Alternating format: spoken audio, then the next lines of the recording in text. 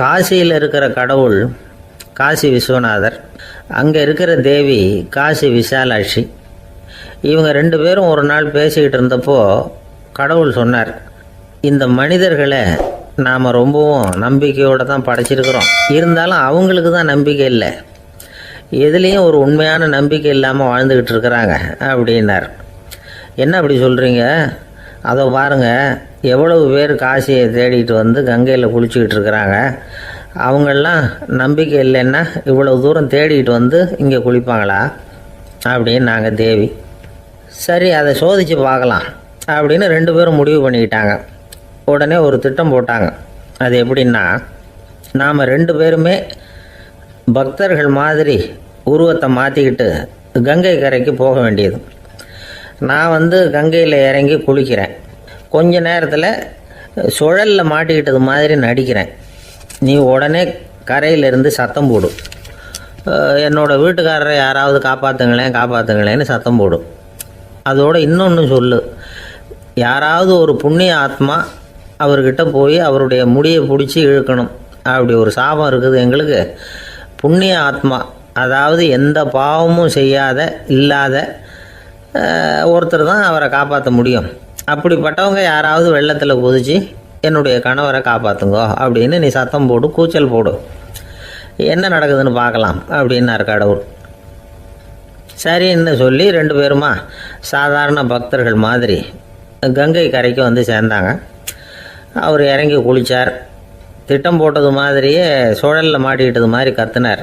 கரையில் இருந்த அந்த அம்மா, ஐயோ என் கணவரை காப்பாற்றுங்களேன், யாராவது காப்பாற்றுங்களேன்னு கத்துனாங்க. பல பேர் ஓடி வந்தாங்க. உடனே இவங்க, பாவம் இல்லாத புண்ணிய ஆத்மா ஒருத்தரால் தான் என்னுடைய கணவர் காப்பாற்றப்படணுங்கிறது விதி, அப்படி ஒரு சாபம் இருக்குது, அதனால் புண்ணிய ஆத்மா யாராவது அவர்கிட்ட போய் அவர் முடியை பிடிச்சி தூக்குனா அவரை காப்பாற்றி விடலாம் அப்படின்னாங்க. இவங்க இப்படி சொன்னதும் எல்லாரும் திகைச்சு போய் நின்றுட்டாங்க. ஒவ்வொருத்தருக்கும் அவங்க செஞ்ச பாவம்லாம் ஒவ்வொன்றா ஞாபகத்துக்கு வர ஆரம்பிச்சுட்டுது. சரி, இதுக்கு நாம் லாயக்கு இல்லை அப்படின்னு சொல்லி ஒதுங்கி போக ஆரம்பிச்சிட்டாங்க எல்லாம். இந்த சமயத்தில் யாரோ ஒருத்தர் வேகமாக ஓடி வந்தார், ஆற்றுல குதித்தார். அவர்கிட்ட போனார், முடியை பிடிச்சார், தூக்குனார், அவரை காப்பாற்றி கரைக்கு கொண்டுட்டு வந்துட்டார். அப்படி காப்பாற்றின அந்த ஆளை இவங்க ரெண்டு பேரும் தனியாக கூப்பிட்டுக்கிட்டு ஒரு மண்டபத்துக்கு வந்துட்டாங்க. வந்து விசாரிக்கிறாங்க. நீ யாரப்பா அப்படின்னு கேட்குறாங்க. ஏதும் தெரியாத மாதிரி. நான் இந்த ஊர் அன்ன சத்திரத்தில் வேலை செய்கிற ஒரு சமையல்காரன் அப்படிங்கிறார். நீ வந்து கங்கையில் குளிக்கிறது உண்டான்னு கேட்டிருக்காங்க. நான் இந்த ஊர்லேயே தான் இருக்கிறேன், இருந்தாலும் தினமும் கங்கையில் குளிக்கிறதில்ல, எப்பாவது ஒரு நாள் அங்கே குளிப்பேன் அப்படின்னார். கங்கையில் மூழ்கி எழுந்திரிச்சா பாவமெல்லாம் தொலையும்னு சொல்கிறாங்க. அப்படி இருக்கிறப்போ அங்கே இன்றைக்கி கங்கையில் குளிச்சுக்கிட்டு இருக்கிறவங்கெல்லாம் தங்களை வந்து புண்ணிய ஆத்மாவாக நினைக்கல. கங்கையில் குளிக்காத நீ உன்னை வந்து புண்ணிய ஆத்மாவாக நினச்சி என்னை காப்பாற்ற வந்திருக்கிற, அது எப்படி அப்படின்னு கேட்டார். அதுக்கு அந்த ஆள் சொல்கிறான், கங்கையில் குதித்ததுக்கு அப்புறம் தானே உங்களை காப்பாற்ற போகிறோம், அப்படி குதிக்கும் பொழுது என்னுடைய பாவமெல்லாம் போயிருக்கும்ல, நான் புண்ணிய ஆத்மாவாக ஆயிருப்பேனே, அதனால தான் துணிஞ்சு வந்து உங்களை காப்பாற்றினேன் அப்படின்னா. கடவுளும் தேவியும் அவனுக்கு வந்து காட்சி கொடுத்தாங்களாம். இப்படி ஒரு கதை உண்டு. அதாவது கங்கையில் குளிச்சுக்கிட்டு இருக்கிறவங்களுக்கே தங்களுடைய பாவம் போகுங்கிற நம்பிக்கை பரிபூர்ணமாக இல்லை, குளிக்காத ஒருத்தனுக்கு அந்த நம்பிக்கை இருந்தது. அதனால் அவனால் கடவுளை பார்க்க முடிஞ்சது. கடவுளை வந்து நாமளும் பார்க்க முடியுமா முடியாதா அப்படிங்கிற குழப்பம்லாம் நமக்கு வேண்டியதில்லை. நம்பிக்கையோடு வாழணுங்கிற உண்மையை மட்டும் இந்த கதையிலேருந்து புரிஞ்சுக்கிட்டால் போதும். ஏன்னா இந்த கதையை கேட்டுட்டு ஒரு நண்பன் குதர்க்கமாக ஒரு கேள்வி கேட்டான். ஏன் சார், கங்கையில் குளித்தா பாவம் போயிடும்னு சொல்கிறீங்களே, நான் எனக்கு வேண்டாத ஒருத்தனை அழைச்சிட்டு போய் கங்கையிலேயே தள்ளி விட்டுட்டு அதுக்கப்புறம் அங்கேயே முழுக்க போட்டுட்டு நான் செஞ்ச பாவத்தை வந்து அதுலேயே கழுவி விட்டுட்டு மறுபடியும் உங்ககிட்ட வந்துடுறேன்னு வச்சுக்கோங்க, நீங்கள் என்னை வந்து புண்ணிய ஆத்மான்னு ஏற்றுக்குவீங்களா அப்படிங்கிறான். ஆள் கொஞ்சம் அசந்தான் நம்மளே அங்கே அழைச்சிட்டு போனாலும் போயிடுவான். ஒரு மனுஷனுக்கு 3 விதத்தில் கர்வம் உண்டாகிறதுக்கு வாய்ப்பு உண்டு. பணம், பதவி, புகழ். பணம் அதிகமாக வந்தால் கர்வம் வரலாம், பதவி பெருசாக வந்துட்டுதுன்னா கர்வம் வரலாம், புகழ் அதிகமாக போனாலும் கர்வம் வரலாம். இந்த 3 வகையான கர்வத்துக்கும் இடம் கொடுக்காமல் இருக்கிறாங்க பாருங்கள், அவங்க தான் சிறந்த மனிதர்கள். ஒரு பெரிய பொறுப்பில் இருக்கிறவங்களுக்கு கர்வம் வந்துடக்கூடாது. அப்படி வந்துட்டுதுன்னா அது எல்லாருக்கும் இடைஞ்சல். ஒரு ராஜா இருந்தார். அவர் ஒரு நாள் தன்னுடைய தலைநகரத்தை சுற்றி வந்துக்கிட்டு இருந்தார். ஒரு இடத்துல ஒரு அழகான நிலத்தை பார்த்தார். ஆஹா, இந்த இடத்துல நமக்குன்னு ஒரு மாளிகையை கட்டினா எவ்வளோ நல்லா இருக்கும் அப்படின்னு நினச்சார். ராஜா நினச்சா அது முடியாத காரியமா? சரி, இந்த நிலம் யாருக்கு சொந்தம்னு விசாரிங்க அப்படின்னார் பக்கத்தில் இருந்தவங்கக்கிட்ட. அவங்கெல்லாம் ஓடி போய் விசாரித்தாங்க. அந்த இடம் வந்து ஒரு வயசான கிழவிக்கு சொந்தம், வயசான அம்மாவுக்கு சொந்தமாக. அந்த அம்மா தான் அதில் ஒரு குடிசையை போட்டு குடியிருந்துக்கிட்டு இருக்கிறாங்க. சரி, அந்த நிலத்துக்கு வந்து ஒரு விலையை நிர்ணயம் பண்ணி அதை அந்த வயசான அம்மாக்கிட்ட கொடுத்துருங்கோ அப்படின்னு உத்தரவு போட்டார் ராஜா. ஆனால் அந்த அம்மா இது எங்கள் பூர்வீக இடம், இதை விற்க மாட்டேன் அப்படின்னு சொல்லிவிட்டுது. சரி, 2 பங்கு விலை கொடுக்குறோம்னு சொல்லி பாருங்க அப்படின்னாங்க. அப்படியே சொன்னாங்க அரண்மனை ஆட்கள். அதுக்கும் சம்மதிக்கலை அந்த அம்மா. இதை கேள்விப்பட்டதும் ராஜாவுக்கு கோபம் வந்துட்டுது. தன்னுடைய ஆளுங்களை கூப்பிட்டார். போய் அந்த குடிசையை பிரிச்சேரிங்க, காசெல்லாம் ஒன்றும் கொடுக்காதீங்க அப்படின்னு கத்தினார்.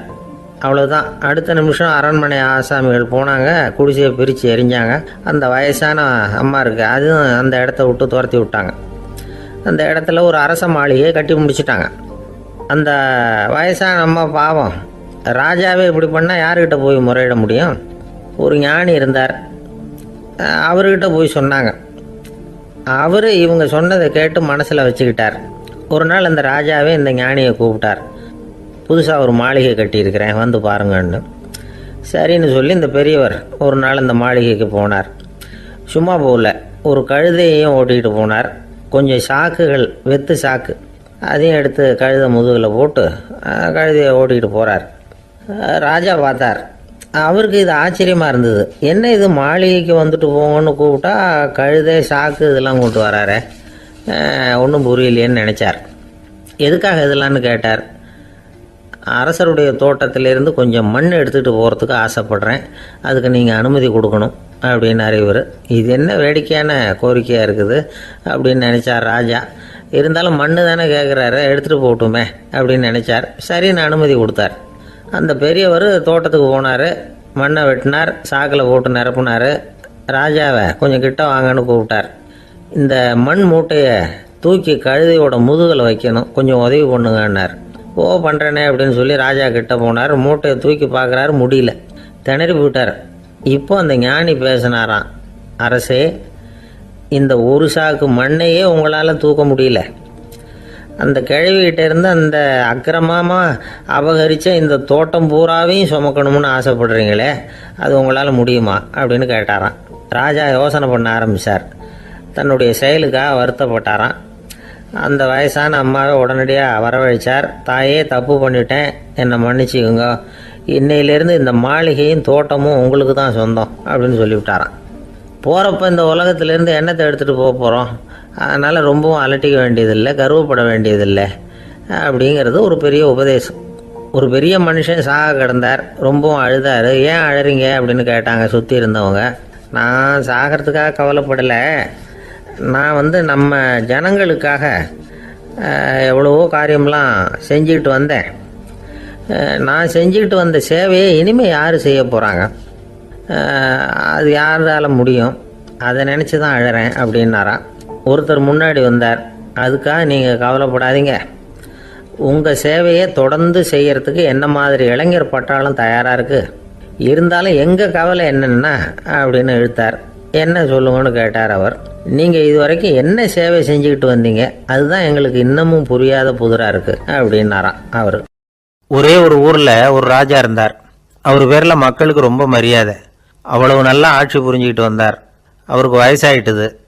அதனால் ஒரு நாள் அமைச்சரை கூப்பிட்டார். இதை பாருங்கள், எனக்கு வயசாயிட்டுது, அதனால் இந்த அரச பொறுப்பையெல்லாம் நீங்கள் ஏற்றுக்குங்க அப்படின்னார். அதுக்கப்புறம் ராணியை கூப்பிட்டார். வா, நாம் இனிமேல் இங்கே இருக்க வேணாம், காட்டுக்கு போய் தவம் பண்ணலாம் அப்படின்னு கூப்பிட்டார். இந்த செய்தி மக்களுக்கு அறிவிக்கப்பட்டது. மக்கள் உடனே கூட்டம் கூட்டமாக அரண்மனைக்கு வர ஆரம்பிச்சிட்டாங்க. மன்னரை போய் பார்க்குறாங்க. அரசே, தாங்கள் எங்களுக்கு தந்தை மாதிரி, நீங்கள் காட்டுக்கு போயிட்டால் நாங்கள்லாம் இங்கே எப்படி இருக்க முடியும், எங்களுக்கெல்லாம் எந்த துன்பமும் இல்லாமல் பார்த்துக்கிட்டு வர்றீங்க, இது மாதிரியான ஒரு அரசாட்சி இல்லைன்னா மக்கள் வாழ்ந்து என்ன பயன் அப்படின்னாங்க. இருந்தாலும் என்ன பண்ணுறது, வயசாயிட்ட காரணத்தினால இந்த முடிவுக்கு வர வேண்டியிருக்குது அப்படின்னாரா ராஜா. அப்படின்னா நீங்கள் காட்டுக்கு போக வேணாம், நாங்கள் போகிறோம். நாங்கள் அங்கே போய் தவம் பண்ணுறோம், வழிபாடு பண்ணுறோம். கடவுள் வருவார், அவர்கிட்ட வரம் வாங்கிட்டு வந்துடுறோம் அப்படின்னாங்களாம். அப்படி சொல்லிவிட்டு உடனே எல்லாரும் காட்டுக்கு போனாங்க. நாட்டு மக்கள் எல்லாரும் ஒட்டு மொத்தமாக வந்து காட்டில் உட்காந்துக்கிட்டு தவம் பண்ணுறதை பார்த்தார் கடவுள். உடனே புறப்பட்டு வந்தார். எல்லாரும் இப்படி வந்து உட்காந்துருக்கிறீங்களே, என்ன வேணும் உங்களுக்கு அப்படின்னு கேட்டார். உடனே மக்கள் எல்லாரும் ஒரு குரலில் சொன்னாங்க, சுவாமி, எங்கள் மன்னன் ரொம்ப நாளைக்கு நல்லபடியாக இருக்கணும். அவர் வந்து மகிழ்ச்சியாகவும் உடல் நலத்தோடும் இருந்தால் தான் நாங்கள் அமைதியாக வாழ முடியும் அப்படின்னாங்க. சரி, அதுக்கு என்ன செய்யணும் அப்படின்னார் ஆண்டவன். எங்கள் மன்னருக்கு இன்னும் ஒரு 100 வருஷம் ஆயுளை கொடுங்க அப்படின்னாங்க. அவ்வளவு தானே, சரி அப்படியே ஆகட்டும் அப்படின்னு சொல்லிவிட்டு ஆண்டவன் போயிட்டார். மக்கள் மகிழ்ச்சியோடு திரும்பி வந்தாங்க. மன்னா, கடவுள் வரம் கொடுத்துட்டார், நீங்கள் 100 வருஷம் வாழ போகிறீங்க அப்படின்னாங்க. இதை கேட்டதும் ராணி ராஜாவை வணங்கி நான் தவம் செய்ய போகிறேன் அப்படின்னு புறப்பட்டாங்க. உடனே மக்கள் என்ன நினச்சாங்க தெரியுமா? ஐயோ, நாம் ராஜாவுக்கு மட்டும்தானே நீண்ட ஆயுள் வேணும்னு வரம் வாங்கினோம், ராணிக்கு வாங்கலையே, அதுதான் கோபத்தில் புறப்பட்டாங்க போல இருக்கு அப்படின்னு நினச்சி வருத்தப்பட்டாங்க. ஆனால் ராணி நினச்சது அது இல்லை. ராணி போய் தவம் பண்ணாங்க, கடவுள் காட்சி கொடுத்தார். இவங்க கேட்குறாங்க, சுவாமி, ராஜாவுக்கு மட்டும் 100 வருஷம் ஆயுள்னு வரம் கொடுத்துட்டீங்க, அப்படின்னா குடிமக்களும் 100 வருஷம் இருக்கணும். இப்படிப்பட்ட குடிமக்கள் இல்லைன்னா அப்படிப்பட்ட அரசன் இருந்து என்ன பிரயோஜனம் அப்படின்னாங்களாம். ஆண்டவன் பார்த்தார், சரி அவங்களும் 100 வருஷம் வாழ்வாங்க, அது மட்டும் இல்லை, நீயும் 100 ஆண்டு காலம் வாழ வரமளிக்கிறேன் அப்படின்னு சொல்லிவிட்டு மறைஞ்சிட்டார். இதில் ஆண்டவன் வர்றதும் மறையிறதும் முக்கியம் இல்லை. இதில் கவனிக்க வேண்டியது ஆள்கிறவனின் விசால மனம், குடிமக்களின் விசால மனம், ஆள்கிறவன் மனைவியினுடைய விசால மனம். இப்படி ஒரு நாடு இருந்துட்டுதுன்னா எப்படி இருக்கும் வாழ்க்கை நினச்சி பாருங்கள். அதனால தான் பெரியவங்கள்லாம் சொல்கிறாங்க, இதய வாசல் திறந்தே இருக்கணும், இதயத்தின் கதவுகளை மூடாதீங்க அப்படின்னு சொல்லுவாங்க. என்கிட்ட ஒருத்தர் சொன்னார், என்னுடைய இதய வாசல் எப்பவும் திறந்தே தான் இருக்குதுன்னார். எதனால் அப்படி சொல்கிறீங்க அப்படின்னு கேட்டோம். டாக்டரே சொல்லிவிட்டார், என்னுடைய இதயத்தில் ஒரு ஓட்டை இருக்குது அப்படின்னு, வாழ்வு சரியில்லையா அப்படிங்கிறார். ராமகிருஷ்ணர் வாழ்ந்த காலத்தில் நடந்த ஒரு நிகழ்ச்சி இது. அப்போது ஒரு ஓவியர் இருந்தாராம். அவருக்கு ஒரு ஆசை, ராமகிருஷ்ணர் படத்தை வரையணும், அதை அவர்கிட்டயே கொண்டுட்டு போய் காட்டி அபிப்பிராயம் கேட்கணும். இதுதான் அந்த ஓவியரின் ஆசை. உடனே ராமகிருஷ்ணர் படத்தை வரைஞ்சி முடித்தார். அதை எடுத்துக்கிட்டு போனார். இவர் போன சமயம் அங்கே ராமகிருஷ்ணர் சீடர்களோடு உட்காந்துருக்கிறார். விவேகானந்தர் அங்கே இருக்கிறார். இந்த ஓவியர் கொண்டுகிட்டு போய் தான் வரைந்த ஓவியத்தை அவர்கிட்ட காட்டினார். ராமகிருஷ்ண பரமஹம்சரின் ஓவியத்தை ராமகிருஷ்ணர்கிட்டயே காட்டுறார். ராமகிருஷ்ணர் என்ன பண்ணார் தெரியுமா? அந்த படத்தை பார்த்தார். உடனே அது காலை தொட்டார். குருதேவருடைய இந்த செயல் சீடர்களுக்கு ரொம்ப வியப்பை உண்டு பண்ணிச்சு. சில பேர் மனசுக்குள்ளேயே ரொம்ப குழம்பி போக ஆரம்பிச்சிட்டாங்க, என்ன இப்படி பண்ணுறாருன்னு. என்ன இது அவரோட படம், அவரே அவரோட படத்தின் காலை தொடுறார் அப்படின்னு யோசித்தாங்க. சில பேர் ஒன்றும் புரியாமல் ஒருத்தர் பார்த்து சிரிச்சுக்கிட்டாங்க. அந்த இடத்துல சீடர்கள் மட்டும் இல்லை, சீடர் அல்லாத பல பேர் இருந்தாங்க. தன்னுடைய காலை தானே தொடர இவருடைய செயல் பற்றி என்ன நினைக்கிறது அப்படின்னு அவங்களும் குழம்பி போய் நிற்கிறாங்க. அந்த படத்தை வரைஞ்சி அவர்கிட்ட காட்டின அந்த ஓவியருக்கும் அதிர்ச்சி. இருந்தாலும் அவர் சீடர் கிடையாது. அதனால் கொஞ்சம் துணிச்சலை வர வச்சுக்கிட்டு கேட்டார், என்னங்க இது, என்னால் என்னுடைய கண்களையே நம்ப முடியல, இது உங்கள் சொந்த உருவப்படம், நீங்கள் உங்கள் சொந்த கால்களையே தொடுறீங்க, இது எங்களுக்கு கொஞ்சம் சங்கடமாக இருக்குதே அப்படின்னார். ராமகிருஷ்ணரின் கண்களில் ஆனந்த கண்ணீர் வழிஞ்சுதான். அவர் சொன்னாராம், இது என்னோட படம்ங்கிறது எனக்கு தெரியும், ஆனால் இது என்னோட படம்ங்கிறதுனால நான் இதோட காலை தொடலை. நீ என்னுடைய சமாதி நிலையை இந்த படத்தில் படம் பிடிச்சி காட்டியிருக்கிற, அதனால் அதோட காலை தொடறேன். சமாதி நிலையில் யார் இருந்தாலும், அது என்னுடைய படமாக இருந்தாலும் சரி அல்லது வேறு யாருடைய படமாக இருந்தாலும் சரி, படம் யாருதுங்கிறது முக்கியம் இல்லை. இதில் எது முக்கியம்னா அது தன்னை உணர்ந்த ஒரு உணர்நிலையின் படம். அப்படி இருக்கிறப்போ அதோட காலை நான் தொடணும். அதுக்கு நீங்கள் எல்லாரும் ஏன் சங்கடப்படுறீங்கன்னு எனக்கு தெரியல அப்படின்னாராம். இப்போ தான் அங்கேருந்து சீடர்களுக்கும் மற்றவங்களுக்கும் விவரம் புரிஞ்சுதான். இதுக்கு முன்னாடி யாரும் செய்யாததை இவர் செஞ்சிருக்கிறார். ஆனால் அவருடைய காரணம் ரொம்ப நியாயமானது அப்படிங்கிறத உணர்ந்தாங்களாம். இதுவரைக்கும் ஆன்மீகத்தில் சமாதி நிலை, அதாவது தன்னை உணர்ந்த நிலை பற்றி புரிஞ்சுக்கிட்டோம். இல்லறத்தில் ஏற்படக்கூடிய சமாதி நிலை பற்றி உங்களுக்கு தெரியுமா? ஒரு அம்மா டாக்டர்கிட்ட வந்து சொன்னாங்களாம், டாக்டர், என் வீட்டுக்காரருக்கு உடம்புல ஏதோ கோளாறுன்னு நினைக்கிறேன். நான் எவ்வளவு நேரம் பேசினாலும் காதில் விழாத மாதிரி உட்கார்ந்துருக்கிறார் அப்படின்னு ஆகலாம். அதுக்கு அந்த டாக்டர் சொன்னாராம், அம்மா, அது உடம்பு கோளாறு இல்லை, அது ஒரு பெரிய திறமை அப்படின்னாராம்.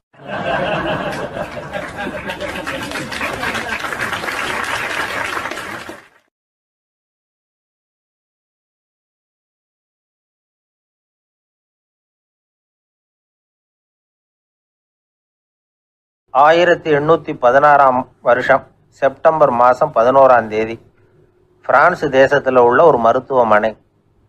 அங்கே ஒரு இளம் டாக்டர் கொஞ்ச நாளைக்கு முன்னாடி தான் அந்த ஆஸ்பத்திரியில் புதுசாக வேலைக்கு சேர்ந்துருக்கிறார். அவர் பேர் ரெனே லெனக். அவர் அன்னைக்கு காலையில் அந்த மருத்துவமனையில் அப்படியே ரவுண்ட்ஸ் வந்துக்கிட்டு இருக்கிறார்.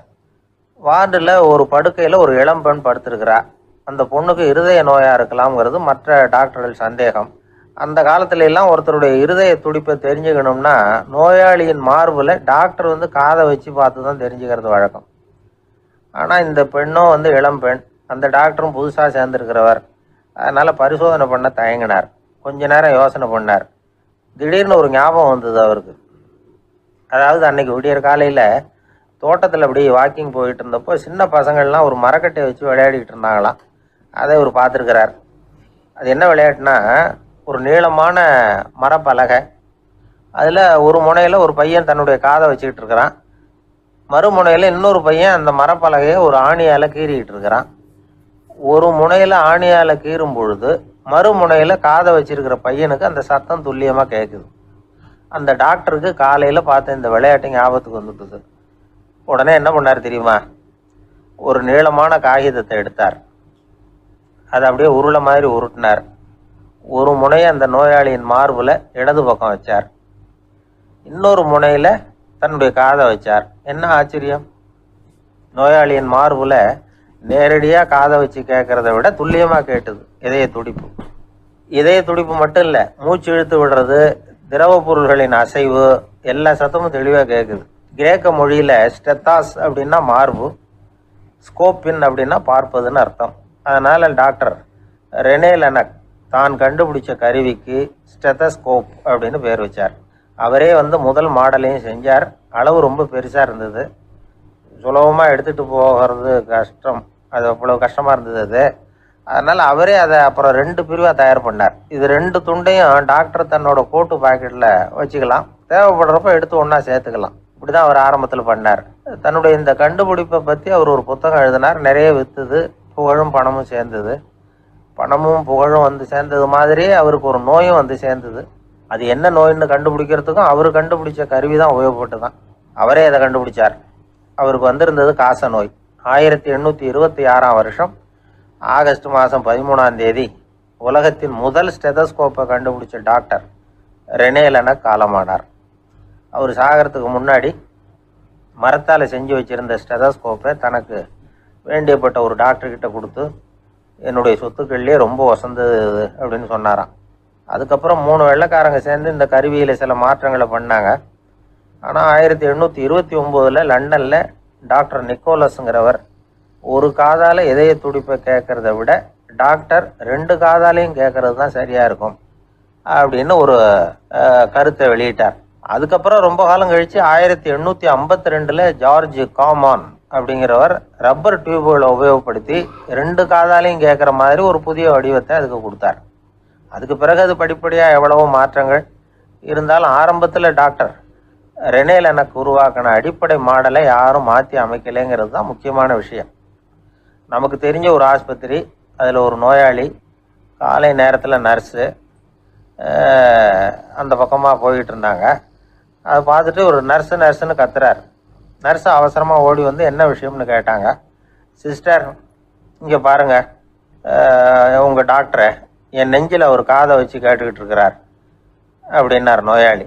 சிஸ்டர் பதட்டப்படாமல், அதனால் என்ன, இந்த டாக்டர் பழமையான விஷயங்களில் ரொம்ப நம்பிக்கை உள்ளவர், அதனால் ஸ்டெதாஸ்கோப்பை உபயோகப்படுத்தாமல் காதை வச்சு கேட்குறார். அது ஒன்றும் தப்பு இல்லை அப்படின்னாங்களாம். ஐயோ அதுக்காக இல்லை சிஸ்டர், இவர் என் நெஞ்சு மேலே தலையை வச்சது நேற்று ராத்திரி 9 மணி, இப்போ விடிஞ்சு போச்சு, இன்னமும் தலையை எடுக்கவே இல்லை, அதுக்காக தான் சந்தேகப்பட்டு உங்களை கூப்பிடுறேன் அப்படின்னாராம். ஒரு நண்பர் சினிமா படம் தயாரிக்கிறவர், அவர்கிட்ட ஒரு நாள் பேசிக்கிட்டு இருந்தேன். அது எப்படி சார், நீங்கள் எடுக்கிற எந்த படமும் கையை கடிக்காத அளவுக்கு எடுத்துடுறீங்களே, அது எப்படின்னு கேட்டேன். அது ஒன்றும் பெரிய விஷயம் இல்லை சார், பெண்களுக்குன்னு சில உருக்கமான காட்சிகள், இளைஞர்களுக்குன்னு சில நடனங்கள், அடிதடி காட்சிகள், அப்புறம் வயசானவங்களுக்குன்னு சில ஆன்மீக காட்சிகள், சின்ன பிள்ளைங்களுக்கு சிரிப்பு, இப்படி எல்லாமும் சேர்த்து நான் படம் எடுக்கிறேன். மசாலா படம்னு பேர். இது ரொம்ப பெருசாக இல்லைன்னாலும் ஓரளவுக்கு சுமாராக ஓடிடும், கையை கடிக்காது அப்படின்னார். இது ஒரு உத்தி. சில பத்திரிகை ஆசிரியர்களும் இந்த உத்தியை கையாளுறது உண்டு. இந்த உத்திக்கு பார்னம் உத்தி அப்படின்னு பேர், பார்னம் எஃபெக்ட் அப்படின்னு சொல்லுவாங்க. அதாவது ஃபீனியஸ் டி பார்னம் அப்படின்னு ஒருத்தர் அமெரிக்காவில் இருந்தாராம். அதாவது 19ஆம் நூற்றாண்டில் அமெரிக்காவில் கொடிகட்டி பறந்த ஒரு சர்க்கஸ் நிறுவனத்தின் அதிபர் அவர். இந்த உலகத்தில் ஒவ்வொரு நிமிஷமும் ஒரு ஏமாளி பறந்துக்கிட்டே இருக்கிறான் அப்படிங்கிறது அவருடைய சித்தாந்தம். ஒவ்வொருத்தரையும் திருப்திப்படுத்துகிற அளவுக்கு அம்சங்களை கொஞ்சம் கொஞ்சமாக கலந்து கேளிக்கை நிகழ்ச்சிகளை நடத்தினது தான் அவருடைய மகத்தான வெற்றிக்கு காரணம். அதனால் அந்த உத்தியை யார் கடைப்பிடிச்சாலும் சரி, அதுக்கு பார்னம் உத்தி அப்படின்னு பேர் வந்துட்டுது. ஜோசியம் சொல்கிறவங்களுக்கும் இந்த உத்தி தான் கை கொடுக்குது. ஒரு விஷயத்தை ஒருத்தருடைய கோள் நிலைகள் அல்லது கையெழுத்து நிரூபிக்கிறதாக அவர்கிட்ட சொன்னால் அதை அவர் நம்பிவிடுவார். ஆனால் அந்த விஷயம் நல்லதாக இருக்கணும், நேர்மையானதாக இருக்கணும், அதாவது பாசிட்டிவாக இருக்கணும். 8ஆம் இடத்துல குரு, 9ஆம் இடத்துல சனி, நீங்கள் ஒரு பெரிய மேதை தான் அப்படின்னு சொல்லுவாங்க. கேட்குறவங்களுக்கு அதை மறுக்கிறதுக்கு மனசு வராது. அப்படி சொல்லும் பொழுது கூடவே என்ன கொஞ்சம் முன்கோபம் அதிகமாக இருக்கும், இருந்தாலும் அது உடனே மறைஞ்சிரும் அப்படின்னு சில அற்ப விஷயங்களையும் சொன்னாலும் அதையும் சரிதான்னு சொல்லி ஒத்துக்குவாங்க. ஆளுமையை எடை போடுகிற ஒரு நிறுவப்பட்ட உத்தியின் மூலமாக தன்னுடைய குணாதிசயங்கள் கண்டுபிடிக்கப்பட்டதாக அவர் நம்புறது தான் இதுக்கு காரணம். இந்த மாதம் பணத்தட்டுப்பாடு கொஞ்சம் இருக்கும், உடம்புல ஏதாவது கொஞ்சம் அசௌகரியம் இருக்கும், வீட்டுக்குள்ளே லேசாக மனஸ்தாபம் வரலாம், இது மாதிரி பொதுப்படையாக சிலதை சொன்னாலே போதும், மக்களை நம்ப வச்சுடலாம். இதெல்லாம் நமக்கு மட்டும்தான் ஏற்படுது அப்படின்னு சொல்லி அவங்க நினைக்கிறது தான் காரணம். இதுதான் பார்னம் உத்திங்கிறது. மனிதர்கள் பாராட்டுக்களை விரும்புகிறதும் விமர்சனங்களை வெறுக்கிறதும் பார்னம் உத்தியின் அடுத்த கூறு. அதனால் ஒருத்தருக்கு ஜோசியம் சொன்னாலும் சரி, அவருடைய ஆளுமையை மதிப்பிடுறதாக இருந்தாலும் சரி, அவரை புகழற மாதிரி இருந்தாலும் சரி, அப்படி இருந்தால் தான் அது சரியாக இருக்கும். சாதகமான விஷயங்களை அதிகமாகவும் பாதகமான விஷயங்களை நாசூக்காகவும் சொன்னால் மக்கள் அதை நம்பிடுவாங்க. ஒருத்தரை கருமின்னு சொன்னால் ஏற்றுக்க மாட்டார். அதையே கொஞ்சம் மாற்றி நீங்கள் கொஞ்சம் சிக்கனமான ஆசாமி அப்படின்னு சொன்னால் நீங்கள் சொல்கிறது சரிதான் சார் அப்படிம்பார். நீங்கள் பெரிய செலவாளி தான், இருந்தாலும் நல்ல விஷயங்களுக்கு தான் செலவழிப்பீங்க அப்படின்னு சொல்லணும். இப்படி இந்த பார்னம் உத்தியை கடைபிடிச்சி இன்னைக்கு வெற்றிகரமாக காலம் தள்ளுறவங்க நிறைய பேர் இருக்கிறாங்க. இந்த உலகத்தில் ஒவ்வொரு நிமிஷமும் ஒரு ஏமாளி பறந்துக்கிட்டே இருக்கிறான் அப்படிங்கிறது தான் ஃபீனியஸ் பார்னம் அவர்களுடைய நம்பிக்கை. அதை விட அடுத்தவங்களை ஏமாளியாக நினைக்கிற மனுஷர்கள் தான் இன்னைக்கு உலகத்தில் ரொம்ப அதிகம். ஒருத்தர் தன்னுடைய மேல் அதிகாரிகிட்ட போய், ஐயா ஒரு நாள் லீவு வேணும், என் தங்கச்சிக்கு கல்யாணம் அப்படின்னார். அவர் பார்த்தார், ஒரு 10 நிமிஷம் வெளியில் இருங்கன்னார். 10 நிமிஷம் கழித்து கூப்பிட்டார், இதை பாருங்க, நீங்கள் சொல்கிறது பொய், இப்போ உங்கள் தங்கச்சிக்கு ஃபோன் பண்ணேன், அவங்க தனக்கு 2 வருஷத்துக்கு முன்னாடியே கல்யாணம் ஆகிட்டதாக சொல்கிறாங்க அப்படின்னார். உடனே இவர் சொன்னார், சார் இப்போ நீங்கள் சொல்கிறதும் பொய்யாக தான் இருக்கணும், ஏன்னா நிஜமாக எனக்கு ஒரு தங்கச்சியே கிடையாது அப்படின்னார். சில பேரை இப்படி சொல்கிறது உண்டு. அடுத்தவங்களை அனுசரித்து நடந்துக்க தெரியல, அவன் என்ன சார் மனுஷன் அப்படிம்பாங்க. சக மனிதர்களோடு எப்படி பழகிறது அப்படின்னு தெரியாததுனாலேயே பல பேர் இன்னைக்கு சங்கடப்பட்டுக்கிட்டு இருக்கிறாங்க. வசதி வாய்ப்பெல்லாம் சரியாக இருக்கும், ஆனால் வாழ்க்கை சரியாக இருக்காது. இன்னொருத்தர்கிட்ட எப்படி பேசுறது பழகிறதுங்கிறது தெரியாததுனால தான் இந்த அவஸ்தை. சரி, இந்த அவஸ்தை இல்லாமல் வாழறது எப்படி? இதுக்கு அனுபவசாலிகள் சில வழிமுறைகளை சொல்கிறாங்க. அதெல்லாம் என்னென்னங்கிறத இப்போ தெரிஞ்சுக்குவோம். முதல்ல நம்ம நாக்கு நம்ம கண்ட்ரோலில் இருக்கணும். வார்த்தைகளை கொட்டி விட்டு அதுக்கப்புறம் அள்ள முடியாமல் கடந்து கஷ்டப்படக்கூடாது. எப்படி பேசுகிறோங்கிறதும் முக்கியம், பேசுகிறப்ப எப்படி முகத்தை வச்சிருக்கிறோங்கிறதும் முக்கியம். அன்பாக பேசினாலும் நல்லாயிருக்கும். அப்படி பேசுகிறப்ப ஆதரவாக அவர் தோள் மேலே ஒரு கையை போட்டுக்கிட்டு பேசினா இன்னமும் நல்லாயிருக்கும். ரெண்டாவது விஷயம், இன்னொருத்தர்கிட்ட பேசுகிறப்போ வாக்குறுதிகளை அள்ளி வீசக்கூடாது. கொடுக்குற வாக்குறுதி குறைச்சலாக இருக்கணும். அப்படி கொடுத்த வாக்குறுதியை கண்டிப்பாக நிறைவேற்றணும். நாம் ஒருத்தரை பாராட்டுறோம் அல்லது அவரை பற்றி அபிப்பிராயம் சொல்கிறோம்னா அது ஆக்கப்பூர்வமாக இருக்கணும். நம்ம பாராட்டு அல்லது விமர்சனம் அடுத்தவருடைய முன்னேற்றத்துக்கு உதவுறது மாதிரி இருக்கணும். நாம் சொல்கிறத கேட்டுட்டு அவன் தலையில் கையை வச்சுட்டு உட்காந்துடக்கூடாது. எப்பவும் உற்சாகமாக இருக்கணும், முகம் மலர்ச்சியாக இருக்கணும். மனுஷன் இருந்தால் வருத்தம், கவலை, ஏமாற்றம் எல்லாம் இருக்க தான் செய்யும். அதெல்லாம் மனசில் இருக்கட்டும். அந்த வருத்தமும் கவலையும் ஏமாற்றமும் சேர்ந்துக்கிட்டு நம்ம முகத்தில் இருக்கிற மலர்ச்சியை மூடி மறைக்கிறதுக்கு நாம் இடம் கொடுத்துடக்கூடாது. எந்த விஷயத்தை பற்றி யாருக்கிட்ட பேசினாலும் வெளிப்படையாக பேசணும், திறந்த மனசோட பேசணும். மூடி மறைச்சி முன்னு மூங்கிக்கிட்டு இருக்கக்கூடாது. இன்னொருத்தர்கிட்ட பேசுகிறப்போ விவாதம் பண்ணுங்க, அது தப்பு இல்லை. ஆனால் வாதாடிக்கிட்டு இருக்கக்கூடாது. அதாவது என்ன சொல்கிறாங்கன்னா, டிஸ்கஸ் பண்ணலாம், ஆர்கியூ பண்ணக்கூடாதான். நம்மக்கிட்ட இருக்கிற நல்ல குணங்களை நாம் எடுத்து சொல்லிகிட்டு இருக்கக்கூடாது. அந்த நல்ல குணங்களே நம்மளை பற்றி எடுத்து சொல்லணும். அது மாதிரி நடந்துக்கணும். அதே மாதிரி அடுத்தவங்க கிட்ட உள்ள கெட்ட குணங்களை பற்றி அவசியம் இல்லாமல் நாம் பேச வேண்டியதில்லை. உங்களை பற்றி யாராவது தப்பாக பேசுகிறாங்களா, அப்படி அவங்க பேசுகிறதுல உண்மை இல்லையா அப்படின்னா அதை நீங்கள் பொருட்படுத்த வேண்டியதில்லை, விட்டுடலாம். அது தானாக போயிடும். ஒரு 4-5 பேரோட பேசிக்கிட்டு இருந்தீங்கன்னா எல்லாருக்கும் முக்கியத்துவம் கொடுங்க, யாரையும் அலட்சியப்படுத்தாதீங்க. தமாஷா பேசலாம், ஆனால் அவங்க தமாஷ் அடுத்தவங்களை கேலி பண்ணுறதா இருக்கக்கூடாது. நமக்கு கிடைக்க வேண்டியது கிடைக்கலையே அப்படிங்கிற தவிப்பு நம்மக்கிட்ட இருக்கக்கூடாது. அது தேவையில்லை. உங்கள் செயல்பாடுகள் தெளிவாக இருக்கட்டும், பாராட்டு தானாக அவங்கள தேடிட்டு வரும். இன்னொரு மனுஷனுடைய மனசில் கௌரவமான ஒரு இடத்த பிடிக்கணும்னா நாம் இந்த குணத்தையெல்லாம் நம்மக்கிட்ட வளர்த்துக்கணும். இதெல்லாம் அனுபவசாலிகள் சொல்லியிருக்கிற குறிப்புகள். இந்த குறிப்புகளை சரியாக புரிஞ்சுக்கணும், அது முக்கியம். தப்பாக புரிஞ்சுக்கிட்டா என்ன ஆகும் தெரியுமா? இதை கேளுங்க. ஒருத்தர் வந்தார், சார் அடுத்தவங்க தோள் மேலே கையை போட்டுக்கிட்டு அன்பாக பேசணும்னு சொன்னீங்க, அப்படி தான் பேசினேன். அவர் முதுகை கூட தட்டி கொடுத்தேன், என் வேலை போயிட்டுது சார், வீட்டுக்கு அனுப்பிச்சிட்டாங்க அப்படின்னார். யாருக்கிட்ட அப்படி பேசுனீங்கன்னு கேட்டோம். என் முதலாளிகிட்ட சார் அப்படிங்கிறார் ரொம்ப சோகமாக. ஒரு ஊரில் ஒரு இளைஞன் இருந்தான். ஒரு நாள் அவன் ஒரு குருவை தேடிக்கிட்டு புறப்பட்டான். ஊரை விட்டு வெளியில் போனான். போகிற வழியில் ஒரு காடு. அந்த காட்டில் ஒரு மரத்தடியில் ஒரு பெரியவர் உட்காந்துருக்கிறார். அமைதியாக மௌனமாக அவர் அமர்ந்திருக்கிறார். இந்த பெரியவரை விசாரிக்கலாம், குருவை தேடி கண்டுபிடிக்கிறதுக்கு இவர் ஏதாவது ஒரு வழி சொல்லி கொடுப்பார் அப்படின்னு நினச்சிக்கிட்டு அவரை நெருங்கினான். ஐயா, எனக்கு ஒரு குரு தேவை, எங்கே கிடைப்பார், அவரை எப்படி அடையாளம் கண்டுபிடிக்கிறது, அதை பற்றி ஏதாவது விவரம் சொன்னீங்கன்னா நான் கண்டுபிடிச்சிக்குவேன் அப்படின்ட்டுருக்கான். பெரியவர் நிமிர்ந்து பார்த்தார். தம்பி, அது ரொம்ப சுலபம்.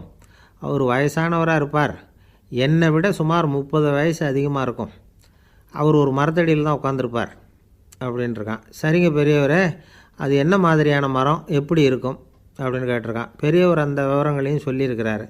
அது மட்டும் இல்லை, சந்திக்கிற நாள், நேரம், வினாடி முதற்கொண்டு எல்லா விவரங்களையும் துல்லியமாக சொன்னாராம். இவ்வளவு விவரங்களை இவரால் எப்படி சொல்ல முடியுது அப்படின்னு இவனுக்கு ஆச்சரியம். இருந்தாலும் அந்த பெரியவர் கடைசியாக ஒரு விவரம் சொன்னார். அது என்ன தெரியுமா? எப்படியும் நீ அவரை சந்திக்கிறதுக்கு ஒரு 30 வருஷம் ஆகும் அப்படின்னு சொல்லிவிட்டாராம். ரொம்ப நன்றிங்க பெரியவரே அப்படின்னு சொல்லிவிட்டு அந்த இளைஞன் புறப்பட்டுருக்கான். இப்போ அவனுக்கு குரு பற்றின விவரம் எல்லாம் கிடச்சிட்டுது, சந்திக்கிற நேரமும் தெரிஞ்சுட்டுது. ஆனால் 30 வருஷம் அவரை தேடி அலைய வேண்டியிருக்குமே. அவன் தேட ஆரம்பித்தான். காடு மலை எல்லாம் சுற்றி அலைஞ்சான். பல வருஷங்கள் தேடினான், அழுத்து போயிட்டான். கடைசியில் அவனுக்கும் வயசாகிட்டுது. கடைசியில் தன்னுடைய சொந்த ஊருக்கே திரும்பி போய்கிட்டு இருந்தான். அங்கே ஒரு மரத்தடியில் அவன் தேடிக்கிட்டு இருந்த குருநாதர் கிடைச்சார். யார் அவருன்னா, 30 வருஷத்துக்கு முன்னாடி வழி சொல்லி கொடுத்தாரில்ல அதே பெரியவர். அவருக்கு இப்போ 30 வயசு அதிகமாக இருந்தது. அதே மரம், அன்னைக்கு பெரியவர் சொன்ன அடையாளம் இப்போ பொருத்தமாக இருந்தது. இப்போ அந்த பெரியவர் சொன்னார், சரியாக வந்து சேர்ந்துட்டேன், வா, உனக்காக தான் நான் இவ்வளவு காலமும் காத்துக்கிட்டு இருந்தேன் அப்படின்னாராம். என்ன சொல்கிறீங்கன்றிருக்கான். 30 வருஷத்துக்கு முன்னாடி என்கிட்ட வந்தியே, அப்போவே என் காலம் முடிஞ்சு போயிருந்தது. அப்போவே என்ன உனக்கு அடையாளம் தெரியல, அதனால் இவ்வளவு காலம் உனக்காக காத்துட்ருக்கும்படி ஆகிட்டுது அப்படின்னாராம். ஐயா, அப்போவே நீங்கள் சொல்லியிருக்கலாமே, இதுதான் 30 வருஷம் கழித்து நீ சந்திக்க போகிற இடம், நான் தான் உன்னுடைய குரு அப்படின்னு சொல்லியிருக்கலாமே அப்படின்ட்டுருக்கான்.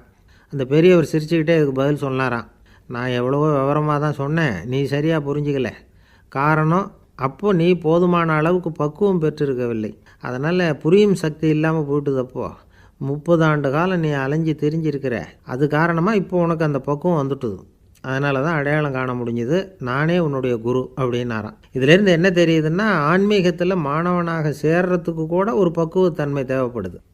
ஒரு பெரிய ஞானி, அவர்கிட்ட ஒரு சீடனாக இருக்க ஒருத்தன் வந்தான், எதிரில் நின்னான். ஞானி அவனை வெகு நேரம் உற்று பார்த்தார். அப்புறம் சொன்னார், சீடனாக இருக்கிறது ரொம்ப சிரமம்னார். நான் தயாராக இருக்கிறேன்னா. அது இன்னமும் சிரமமாச்சே, இங்கே குருவாக இருக்கிறது மட்டுமே சுலபம் அப்படின்னாராம். அப்படின்னா நான் குருவாகவே ஆகிடுறேன் அப்படின்னானா. இது போலவே இந்த காலத்தில் கதை ஒன்று உண்டு. ஒரு பள்ளிக்கூடத்தில் வகுப்பு ஆசிரியர் மாணவனை திட்டிக்கிட்டு இருந்தார். டேய், நீ 100க்கு 10 மார்க்கு தான் வாங்கிக்கிட்டு இருக்க. இவ்வளவு மோசமாக நீ படித்தா கடைசியில் மாடு மேய்க்கிறது கூட லாய்க்கு இல்லாதவனா ஆகிடுவேன். அதுக்கப்புறம் என்ன செய்ய போகிறேன் அப்படின்னாராம். பையன் தலையை சொரிஞ்சிக்கிட்டே சொன்னானா, சார் அப்படின்னா ஒன்று செய்கிறேன் அப்படின்னானா. இவர் கேட்டிருக்கார், என்ன செய்ய போகிறேன்னு.